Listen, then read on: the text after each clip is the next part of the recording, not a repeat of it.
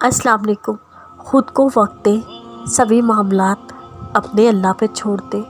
आपको इस बात की फ़िक्र नहीं करनी अल्लाह आपकी मदद कैसे करेगा, कब करेगा। आपको बस उसके बंदे बनकर रहना है और ये यकीन रखना है कि वो जानता है उसने अपने बंदों का ख्याल कैसे रखना है।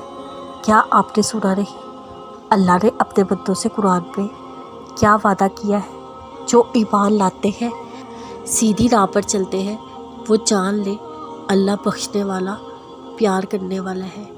उसके प्यार पे एक दफ़ा यकीन रख कर तो देखें। अल्लाह का प्यार वाहिद ऐसा प्यार है जिसमें धोखा नहीं मिलता। पता है दुआ से ज़्यादा ताकतवर क्या चीज़ है? नमाज। हम में से अक्सर लोग सोचते हैं अल्लाह को राज़ी करने के लिए सिर्फ़ दुआ काफ़ी है, या सिर्फ दुआओं से हम वो हासिल कर सकते हैं जिसकी चाह हमारे दिल में आ बसी है। लेकिन मैं आपको सच बताऊं, सिर्फ दुआएं काफ़ी नहीं अल्लाह को मनाने के लिए। सिर्फ दुआएं काफ़ी नहीं दिल में छुपी उस चाह को पाने के लिए। आपको मुशक्क़त करनी पड़ेगी। बैठे बिठाए दुआएं कबूल नहीं हो जाती। आपको इन दुआओं के लिए खड़े होना पड़ता है। सूरह बकरा की आयत नंबर 45 में अल्लाह पाक फरमाते हैं, सब्र और नमाज से मदद हासिल करो। सब्र क्या है? सब्र ये है जब अल्लाह उन मामलात में देर करे जो आप चाहते हैं कि अभी के अभी हो जाए, या उन चीज़ों को देने में वक्त लगाएं जिन्हें आप फ़ौरन हासिल करने की तड़प रखते हैं। तब भी आप शिकवा ना करें, तब भी आप अपने मुँह से मायूसी के अल्फाज ना निकालें। और ऐसा सब्र कैसे आता है? नमाज से।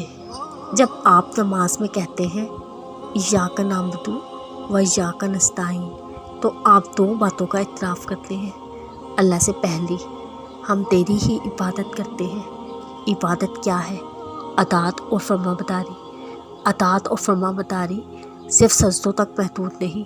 सजदा कर लिया मतलब आप फरमाबरदार हैं, बल्कि इसका मतलब तो ये है हमने ना तो देर होने पर शिकायत करनी है, ना ही अल्लाह के किसी फैसले पर एतराज़ करना है। वो जो कह दे उस पर बस आमीन कहना है। फिर आप इतराफ़ करते हैं हम तुझसे ही मदद मांगते हैं, यानी हम बड़े मान के साथ, बड़ी उम्मीद के साथ प्यारे अल्लाह आपके पास आए हैं, क्योंकि हमें आपकी मदद पे यकीन है। आप सोचें इनसे दो बातों के इतराफ़ के बाद क्या गुंजाइश बचेगी? अल्लाह आपको बेयारो मददगार छोड़ देगा।